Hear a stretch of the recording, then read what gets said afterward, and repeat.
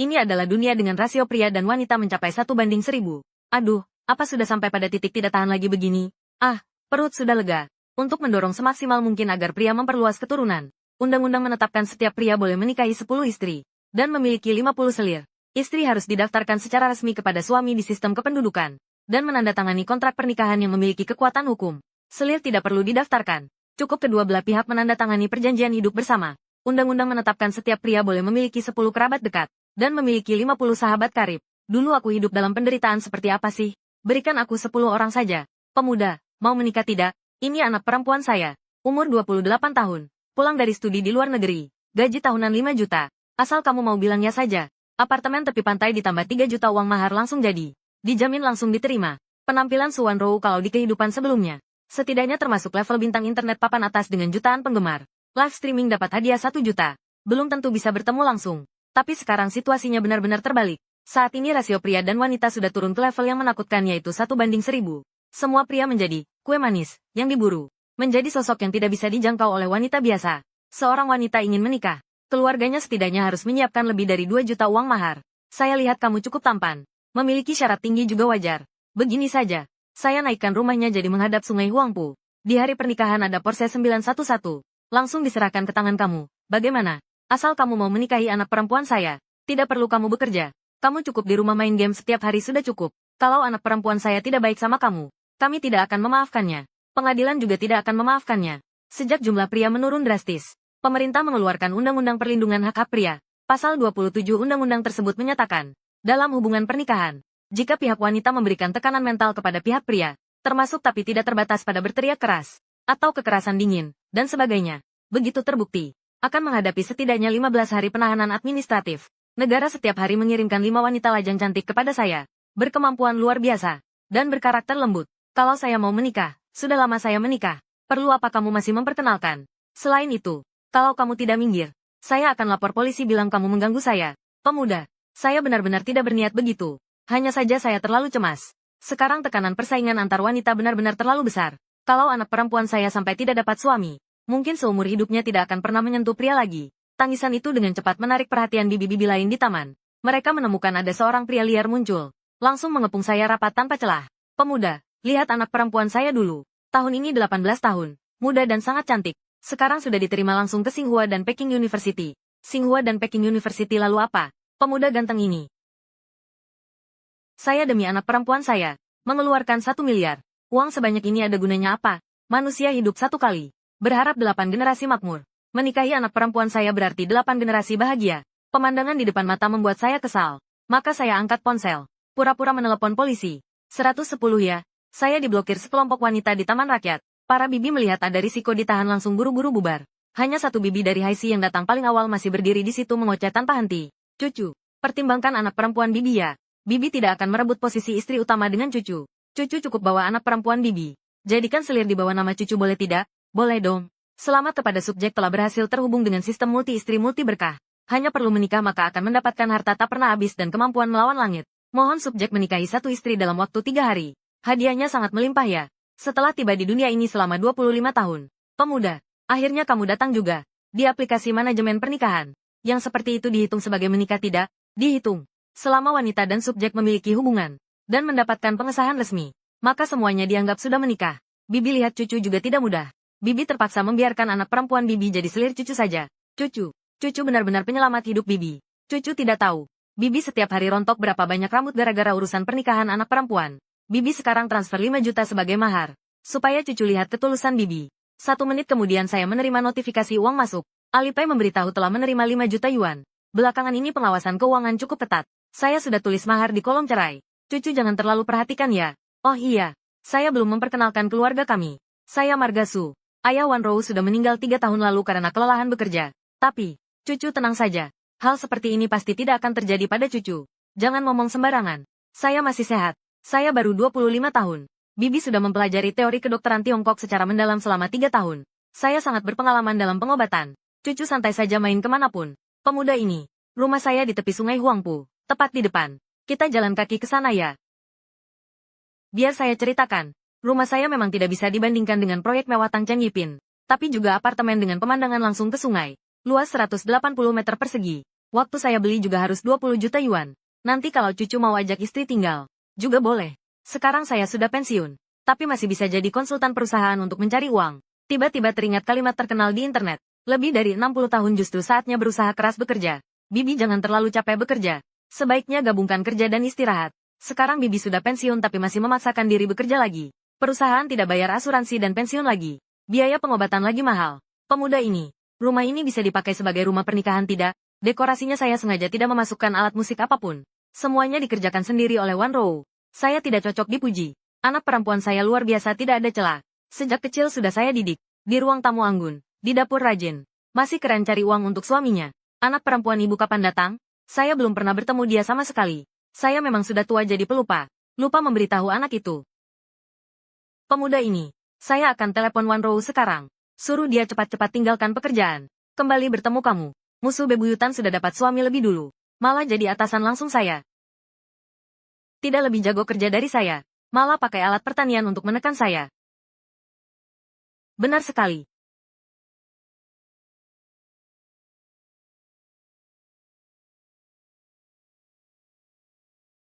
Awalnya tidak naik jabatan. Lantas kesal tidak tahan. Hasilnya ibu sendiri. Tanpa bicara dengan saya. Sudah transfer 5 juta mahar ke orang lain. Orang yang saya belum pernah ketemu. Kenapa ibu sudah kasih mahar ke orang? Kalau anak tidak suka bagaimana? Ibu cepat kendalikan dia untuk anak. Anak mau pulang sendiri cek barang. Nona, kamu mau saya seumur hidup mengulang di kantor polisi? Sudah lewat setengah jam. Kenapa belum sampai? Anak bodoh ini. Apalagi pergi spa di klinik kecantikan? Pria yang ibu beli untukmu dengan 5 juta mana? Itu dia. Puaskan. Tiba-tiba saya ingin makan beruang kutub. Kamu pergi ke Antartika dulu. Santai saja gesek kartu di kartu ini. Rumah kalian sudah ada pria datang. Di udara. Kenapa ada bau keringat wangi pria ya? Anak perempuan bungsu Tuan Song sebelah. Terlihat polos sekaligus murni. Latar belakang keluarga juga tertutup. Takutnya Jiang Chen dicuri mereka jadi tidak enak. Mana bisa. Anak perempuan saya baru saja gagal speed dating. Pulang menangis. Wajar juga. Bagaimanapun anak perempuan kalian sudah 28 tahun. Memang sulit cari pasangan. Tadi ibu bilang ke saya bahwa, kamu jadi selir saya. Kamu keberatan tidak? Jujur saja. Tidak memberi Suwan Rou posisi istri. Memang agak merugikan dia. Tapi kalau sudah kehilangan istri, tidak bisa lagi mengamuk di internet. Hanya bisa tidak maju selangkah lagi. Saya setuju. Tepat sekali. Tidak tahu para kakak mau terima saya tidak. Jiang Chen memilih saya jadi istri. Pasti dia sudah menikahi 10 istri. Dia belum menikah. Saya yang pertama. Kalau saya sudah setuju, maka dia akan menambahkan saya ke daftar di kantor catatan sipil. Pria setampan ini belum menikah juga. Berarti saya bukan selir, melainkan istri utama. Asal saya berprestasi. Nanti cepat atau lambat akan terjadi pergantian posisi. Menjadi nyonya besar Jiang Chen. Pihak pria operasinya sederhana. Tapi pihak wanita jauh lebih rumit. Suwan Rou tidak hanya perlu konfirmasi. Masih harus belajar cara merawat suami setelah menikah. Hanya salah satu pertanyaan. Langsung gugur hak jadi selir. Tidak menyangka pihak wanita serumit ini. Saya kira cukup klik setuju saja. Ini juga pertama kali saya menerima selir. Saya tidak tahu prosedurnya. Sekarang banyak wanita tidak punya hati nurani lagi. Setelah menikah berubah total. Setiap hari hanya tahu menyapu dan membersihkan rumah. Tidak tahu memijat atau memijat kaki suami. Makanya pemerintah ketat terhadap kita sedikit juga hal yang baik. Rasio pria wanita 1 berbanding 1000. Wanita hanya tahu kerja rumah. Memang agak ketinggalan zaman. Masih butuh berapa lama lagi? Kalau cepat 50 menit. Kalau lambat kira-kira 1,5 jam lagi. Istri kecil bukan barang yang bisa dipilih sembarangan. Bayar 200.000 longbi. Bisa pakai uang jaminan pelaksanaan kontrak untuk lewati tes tidak? Kamu bayar dulu uang jaminannya. Hal lain nanti saja dibicarakan. Pasti Jiang Chen sedang menyayangi saya. Tidak mau saya buang waktu untuk hal ini.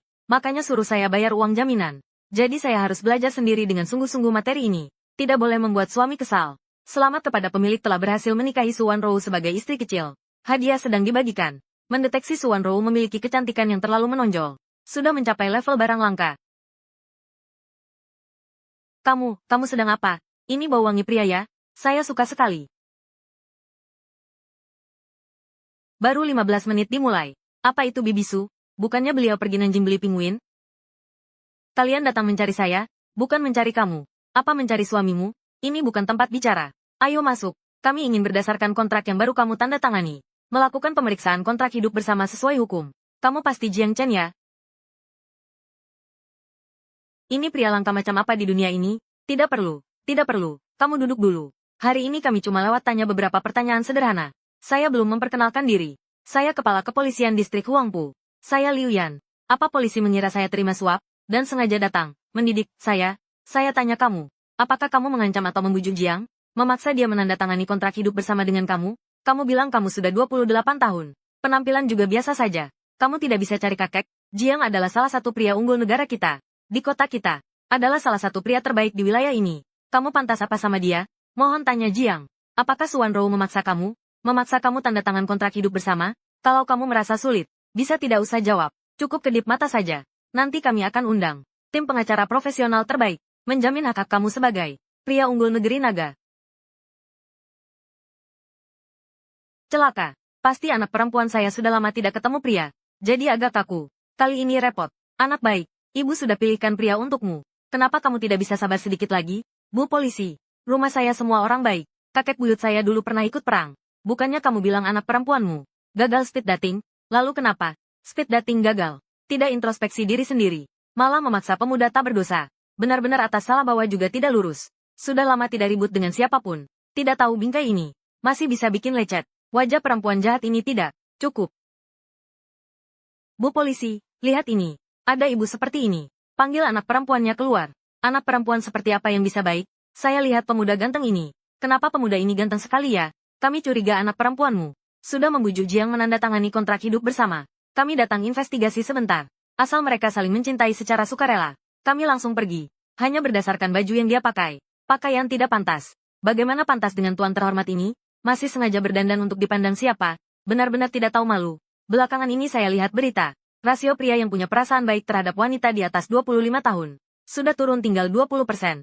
Bu polisi, pasti dia sudah menipu pemuda ganteng ini. Para polisi harus investigasi dengan teliti. Tidak boleh lepaskan penjahat manapun. Tuan polisi, saya dan Suan Rou benar-benar sukarela. Saya sukarela membina hubungan dengannya. Pemuda ganteng ini. Atau, kamu ikut saya ke rumah sakit kelas 3 dulu. Periksa mata kamu sebentar. Mohon tanya apa hubungan kamu dengan Jiang Chen? Suami dan selir kecil. Mohon tanya Nona Liu. Maharmu berapa? 5 juta. Celaka. Akhirnya ketahuan juga ke saya. Menerima mahar 5 juta dari orang. Apa harus masuk penjara? Pria unggul seperti ini. Hanya mau terima 5 juta sebagai mahar. Mau usir siapa ini? Minggu lalu.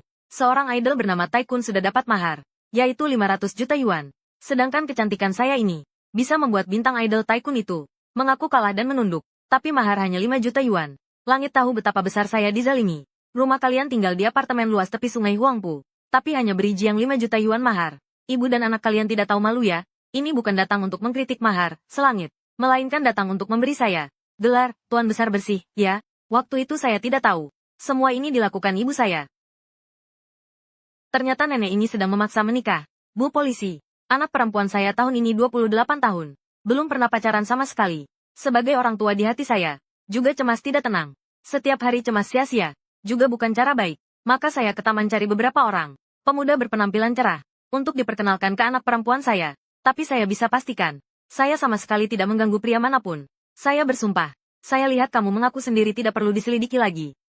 Mohon tanya Jiang, apa yang dia bilang benar? Apakah dia memaksa kamu? Kalau Su Xiumei sudah memaksa kamu, maka pihak dia akan diputuskan ibu dan anak sama-sama melakukan kejahatan. Saat itu, takutnya seluruh harta keluarga mereka harus dikeluarkan untuk bayar denda. Pasti sudah memaksa. Ibu Suan Rou sangat suka pakai trik-trik rendahan seperti ini. Tidak ada pemaksaan. Waktu itu Bibi Su dan saya menjaga jarak sosial 1 meter. Sudah menunjukkan tabel informasi speed dating. Saya lihat di situ ada Suan Rou. Detik pertama langsung terpikat. Mungkin Jiang, kamu benar-benar perlu ke rumah sakit periksa.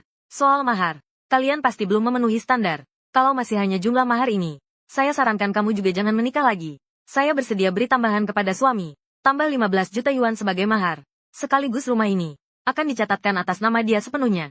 Kalau suatu hari dia meninggalkan saya, atau suatu hari saya tidak menjalankan kewajiban, maka rumah ini saya juga tidak akan rebut. Selain itu saya sekarang siap menandatangani perjanjian pranikah.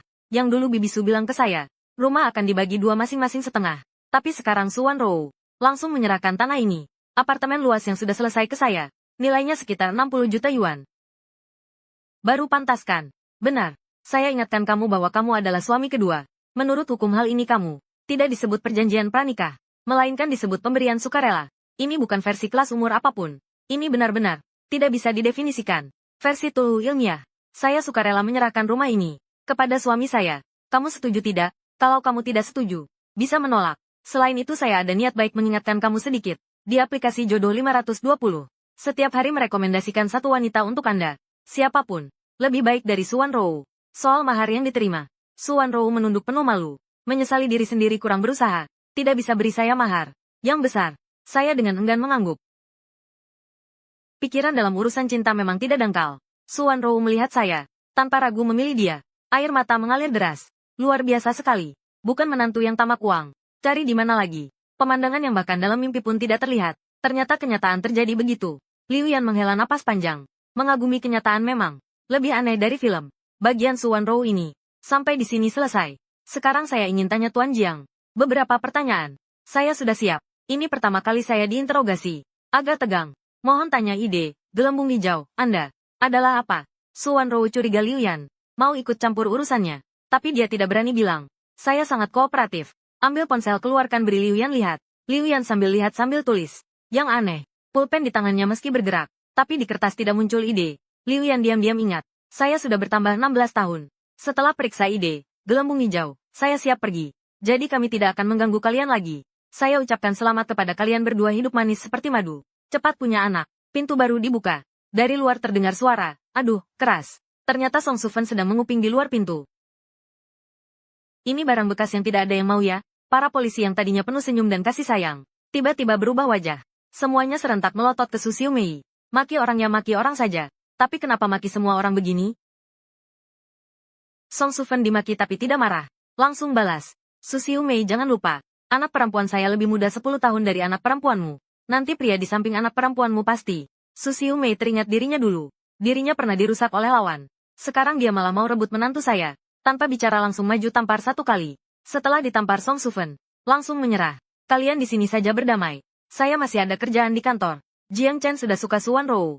Ini membuktikan saya masih punya kesempatan. Sekarang pria yang berpikir seperti sedang jatuh cinta. Tidak mudah dicari. Ide tidak ada. Silakan periksa informasi dan coba lagi. Apa saya salah bedakan cinta besar dengan yang lain? Saya coba sekali lagi. Setelah Liu Yan mencoba sampai kali ke-99 dengan mata merah, akhirnya menyerah. Pria sekarang memang terlalu licik. Di sisi lain, Suan Rou diam-diam lewat. Ibunya masih mengomel. Suami, pasti kamu sudah lapar ya? Biar aku masak untukmu ya. Dia sama sekali tidak berniat membantu. Mali memunguti satu persatu makanan laut yang jatuh di lantai. Benar-benar. Wan Rou, kamu melakukan yang benar. Setelah menikah segala hal harus mengutamakan suami. Baru rumah tangga bisa harmonis. Hari-hari baru bisa semakin baik. Lagi pula menantu orang datang ke rumah. Tidak keluar makan. Malah masak di rumah untuk orang. Pemuda, kamu tidak ke rumah saya? Anak perempuan saya. Sudahlah.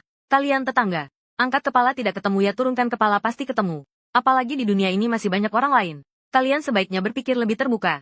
Kalau kalian terus bertengkar begini, keduanya akan menghadapi penahanan administratif. Meski Seng Yuan sudah beri peringatan serius begitu, tapi keduanya tetap tidak mau berhenti. Meski Song Sufen tidak bisa melawan, tapi tetap sangat senang. Kurang mampu tapi suka main. Sedangkan Su Xiumei melampiaskan semua hati dan dendam lama. Bertarung satu ronde benar-benar lega. Jiang, kamu bisa menasihati sedikit tidak? Kata kamu sekarang lebih berbobot daripada kami. Saya mengangguk setuju. Akhirnya urusan ini juga berawal dari saya. Saya melangkah ke belakang Song Sufen. Dua tangan mengangkat lengan lawan. Pura-pura melerai. Jangan bertarung lagi. Kalian jangan bertarung lagi. Sebenarnya, saya sedang memberi kemudahan kepada mertua. Tadi mertua memang unggul. Tapi Song Sufen tetap agak terluka. Saya baru mengendalikan semua titik lemah seluruh tubuh Song Sufen. Semuanya terbuka jelas di mata Su Xiumei. Su Xiumei sudah bergelut di masyarakat. Bertahun-tahun begitu. Tentu paham niat baik menantu. Tanpa bicara langsung lanjut memukul keras. Sebaliknya Song Sufen polos mengira. Saya benar-benar datang melerai. Berbalik menghibur saya. Sambil bicara. Wajah Song Sufen tambah beberapa goresan. Lebih baik tidak panggil kamu bantu. Pemandangan ini semakin kacau. Suan Rou melihat suaminya. Saat serius melerai, Wan Rou tersenyum. Hati semakin manis. Awalnya dia masih khawatir. Ibu dirugikan atau tidak? Tubuh tercakar atau tidak? Sekarang saya maju melerai. Benar-benar menghilangkan keraguan dia. Memang rumah ada pria seperti punya harta karun. 20 juta mahar masih kurang. Hanya bisa ditambah dari sisi kendaraan. Katanya pria suka, permata penawar racun. Mobil itu punya versi premium. Juga tidak mahal. Di jalan hanya lebih dari 7 juta. Pasti harus siapkan satu untuk suami. Setelah Suan Rou memutuskan, bawa tas bahan makanan masuk rumah. Baru melangkah pertama masuk rumah. Tiba-tiba teringat dirinya. Lupa tanya makanan yang saya hindari. Lalu berbalik keluar. Dengan suara lembut manis berkata, Suami, kamu ada makanan yang dihindari tidak? Saya tidak pilih-pilih. Jadi suami suka masakan Sichuan. Atau masakan rebus, masakan Guangdong, atau masakan lunak. Jujur saja saya juga tidak tahu. Masakan jenis ini bedanya seperti apa. Di mata saya hanya enak atau tidak enak. Saya makan apa saja boleh. Kamu buat sesuai selera kamu saja. Suan Rou pegang bahan masakan. Masuk dapur tanpa sedikit pun khawatir. Pertengkaran di koridor masih berlanjut sampai Su Xiaomei lelah sampai tidak sanggup angkat tangan baru berakhir. Setelah mengantar polisi saya pulang. Di dapur Suan Rou fokus memasak sup seafood untuk saya. Di ruang tamu Su Xiaomei antusias merawat saya segala macam. Kamu makan buah dulu ya. Saya ke dapur bantu Wan Rou. Kamu merokok santai saja. Rumah masih banyak rokok jenis ringan dan lembut. Tidak akan habis. Itu rokok yang almarhum ayah Wan Rou dulu. Saya stok untuk tarik perhatian dia. Kamu minum apa? Minum Mao Tai 60 tahun. Atau Romani Conti. Su Xiaomei hari ini tidak hanya untuk anak perempuan. Sudah menemukan jodoh. Masih bangga dan sombong. Sekarang dia berjalan seperti terbang. Tidak menyangka Song Sufen di kamar sebelah. Sudah mulai merencanakan balas dendam. Kamar 2502. Song Yutang. Melihat ibu dengan wajah berubah bentuk bertanya. Ibu, kenapa wajah ibu jadi begini? Saat Song Yutang latihan, dia suka pakai earphone. Jadi apa yang terjadi di luar? Dia sama sekali tidak dengar. Sementara jangan pedulikan ini dulu. Kamu tahu Suan Rou di rumah sebelah? Tahu dong. Justru dia di rumah sebelah. Wanita tua yang tidak ada yang mau itu. Dia hari ini sudah menikah. Suarinya tinggi sampai 1,9 meter. Penampilan masih sangat ganteng. Apa? Tidak mungkin. Ibu Suan Rou, Su Xiaomei dan Song Sufen. Dendam antara keduanya sudah berhasil diturunkan ke generasi anak. Dua anak ini sejak kecil sudah dibanding-bandingkan. Bilang tidak dendam jelas bohong. Kamu tidak percaya? Song Yutang bisa hapus rekaman pengawas manajemen. Pemuda itu dibanding idol yang kamu suka, mungkin lebih ganteng 5 kali lipat. Song Yutang merasa langit dan bumi runtuh. Ibu tidak pernah bohong padanya. Ternyata kali ini dia kalah total. Ibu dirampas prianya. Mungkin seumur hidup dirinya sendiri tidak akan bisa berbuat apa-apa. Dia selalu anggap Suan Rou sebagai saingan. Segala hal mau dibandingkan dengannya. Dada harus lebih besar. Pinggang harus lebih melengkung. Tidak bisa saling mengalah. Terpaksa pakai imut untuk menutupi kekurangan. Song Yutang menilai secara keseluruhan. Diri sendiri dan Suan Rou setara. Tapi lawan sudah dapat pria berpenampilan lebih dari idol. Benar-benar tuan terhormat unggul. Diri sendiri sudah kalah total. Kamu mau terima kekalahan begitu saja? Kalau tidak bagaimana? Kamu tidak mau rebut prianya? Rampas sini. Benar. Kenapa saya tidak kepikiran dari dulu? Saya lebih muda 10 tahun dari Suan Rou. Saya pasti lebih unggul darinya. Lebih disukai para pria. Karena tuan terhormat unggul itu bisa melirik dia. Pasti juga akan melirik saya. Tidak salah. Saya Song Yutang. Adalah wanita paling memikat di dunia ini. Tidak ada pria yang tidak bisa saya taklukkan. Song Sufen melihat anak perempuannya bangkit semangat. Mulai bicara rencananya. Besok kamu ke koridor. Regangkan badan. Ingat berdandan semut mungkin. Tuan itu sudah bosan dengan gaya seksi Suan Rou. Pasti akan suka gaya kamu. Gaya imut seperti karakter anime. Suan Rou berdiri di depan meja. Penuh hidangan lezat dan berseru. Suami, makanan sudah masak. Kamu tidak sisakan nasi sedikit pun untuk orang. Anggur juga tidak dituang untuk orang. Sudah panggil orang datang makan. Kalau melayani pria seperti kamu, tidak sampai 3 hari sudah dicemooh. Suan Rou dimarahi ibunya. Sampai terpental. Langsung menyendok nasi untuk Jiang Chen. Tuang anggur merah siap. Kamu seperti apa? Kamu begitu Jiang Chen makan bagaimana? Terlalu banyak nasi begini. Kalau saya ada selera makan tidak, semua pemandangan ini saya catat lengkap. Meski sekarang zaman modern, tapi saya selalu punya perasaan. Seperti saya kaisar. Su Xiaomei tarik kursi posisi utama. Suruh saya duduk. Saya juga tidak sungkan. Dengan nyaman menikmati bagian makan spesial. Memberi manfaat. Zi dan duduk di meja makan. Satu sisi adalah udang lobster pedas mati rasa Sichuan. Cukup mencium saja. Sudah cukup membuat orang mengiler. Sedangkan sisi lain adalah timun laut rebus dengan bawang. Dengan cara masak yang lebih kaya rasa, menunjukkan cita rasa masakan Jiang. Saya hanya lihat saja mulut, sudah mengiler. Juga tidak peduli di depan mata. Rasa anggur Mao Tai 60 tahun. Langsung pegang sumpit cicip. Rasa ini luar biasa. Saya di sini sedang menikmati makan minum. Di samping Su Xiaomei dan Suan Rou berdua. Jantung sampai ke tenggorokan. Terutama Suan Rou. Takut saya mengerutkan kening. Membuat malu dirinya. Setelah lihat saya makan sangat lahap. Keduanya tanpa janjian bersamaan. Menghela napas lega. Setelah makan, Su Xiaomei lihat anak perempuan. Bersihkan mangkuk sumpit. Di hati benar-benar kecewa tidak tahu bagaimana. Sekarang juga tidak terlalu malam. Kamu cepat siapkan supaya Jiang Chen mandi. Sekalian lihat rumah kita sedang bakar minyak esensial apa. Cepat pesan antar makanan lewat ponsel. Hampir lupa urusan ini. Sebagai wanita Jiang Chen, dia keterampilan pasti harus lebih baik dari teknisi luar. Baru bisa pertahankan prianya. Tidak lari kemana-mana. Jadi hari ini kamu di mana? Kamu tenang saja. Meski saya dimanapun juga tidak akan di sini. Jangan lambat lagi. Cepat pergi urus Jiang Chen. Sidang ulang. Suan Rou merah muka. Kirim undangan koneksi ke saya. Saya juga tidak sungkan. Senang menerima. Tidak tahu sudah berapa lama. Suan Rou hanya merasa seluruh tubuh lemas. Dia belum pernah berpikir, naik level. Ternyata melelahkan begini. Pukul 10:30 pagi hari berikutnya, Suan Rou memegang lengan saya. Berencana bersama ke perusahaan urus beberapa prosedur. Merebut kembali posisi direktur yang seharusnya miliknya. Sekalian biar seluruh perusahaan. Lihat suaminya sehebat apa. Tiba-tiba Suan Rou merasa sakit hebat di perut bawah. Sepertinya karena semalam saya, naik level, terlalu kuat. Tidak mempertimbangkan level Suan Rou. Baru buka pintu. Sudah lihat Song Yutang sedang di atas karpet yoga. Fokus meregangkan tubuh. Setiap gerakan regang. Penuh vitalitas masa muda dan kelayakan. Suan Rou kesal sampai gigi bergemeretak. Curiga gadis kecil ini. Justru sengaja menggoda prianya. Tapi di luar dia tidak bisa ungkap. Tidak boleh biarkan suami lihat wajah galaknya. Suan Rou hanya bisa pura-pura ramah berkata. Adik sedang regang di koridor ya. Bentuk badan juga oke ya. Song Yutang tidak peduli Suan Rou. Tunjuk jari ke betisnya. Kakak, bagian ini agak kaku. Kakak bisa lewat sini tekan bantu sebentar tidak? Pertama kali saya lihat Song Yutang. Saya merasa gadis ini seperti keluar dari anime. Agak licik kecil. Tapi adalah pemeran utama wanita imut bodoh. Level tidak tinggi. Saya tidak langsung balas. Malah tanya Suan Rou yang berdiri di samping. Kamu anggap saya harus bantu dia regang tidak? Apa? Suami saya malah tanya pendapat saya? Ini benar-benar terharu sekali. Ganti pria lain. Mungkin sudah ingin buang istri yang sedang dipeluk ke tempat sampah. Tapi Jiang Chen beda. Dia memikirkan perasaan saya. Berpikir sampai sini. Suan Rou tidak berani tolak lagi. Kalau diri sendiri tidak murah hati sedikit, malah membuat diri sendiri jadi egois dan tidak mengerti. Apalagi dia juga cuma selir. Selir tidak punya hak. Minta suami, jangan lihat yang tidak pantas. Meski di hati pikiran kotor sudah benar-benar kacau. Tapi di wajah Suan Rou, masih harus memaksa senyum lembut. Mungkin adik sudah lelah. Suami, kamu bantu dia lihat dulu. Cara yang ibu bilang memang efektif. Sebentar lagi asal pemuda sangat ganteng ini, yang membuat orang dan dewa marah karena ketampanannya ini duduk. Biar dia merasakan, senjata, saya sedikit. Perjanjian nikah belum tentu mudah didapat. Saat itu saya akan jadi nyonya besar resmi. Suan Rou cuma, istri kecil tua renta, kecantikan memudar. Saya mau dia setiap hari cuci kaki dan pukul punggung untuk saya.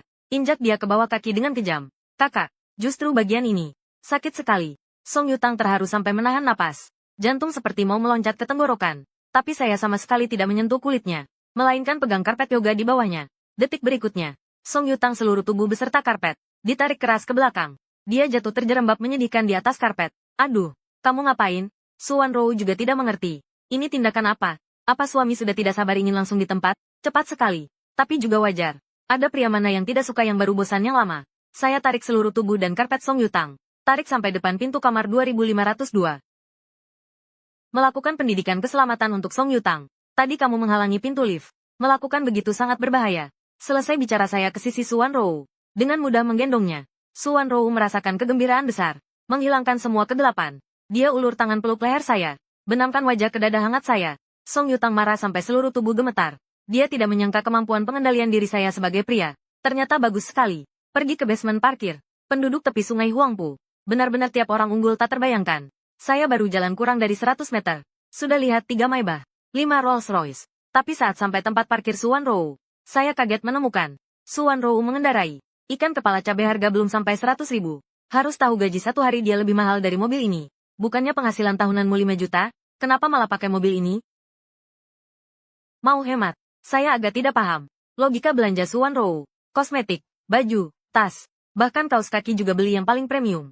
Kenapa mobil malah hemat begini? Saya hemat bukan untuk belanja. Beli mobil bagus sedikit. Semua orang lebih aman. Suami, saya bicara jujur. Kamu jangan marah ya. Sebenarnya saya hemat untuk siapkan mahar kita. Mendengar selesai, kepala saya kosong total. Ternyata dalangnya justru saya. Tidak bisa tidak bilang. Sekarang wanita demi dapat suami. Benar-benar dikuras tenaga. Kamu suka mobil apa? Saya belikan. Suami jangan belanjakan uang untuk saya lagi. Kalau wanita biarkan pria belanjakan uang untuknya. Akan dapat sial besar. Hari ini hari perusahaan keuangan Haifa. Sidang Dewan Direksi tahunan sekali setahun. Biasanya mereka tersebar di mana-mana. Anggota Dewan menikmati kebebasan. Tapi hari ini juga harus kembali ke madu ikut rapat. Peserta rapat. Jabatan minimal wakil direktur ke atas. Orang seperti Suan Rou termasuk manajer menengah. Meski tidak cukup syarat ikut, tapi juga harus siaga. Suami, hari ini agak spesial. Saat kamu masuk perusahaan, di kantor saya saja cukup. Area kerja yang aslinya satu orang satu. Karyawan wanita masih menguap. Melihat saya seketika langsung melek. Efeknya lebih dari minum satu peti. Red Bull juga, kalah panas. Direktur Su, pria ini kerabatmu ya?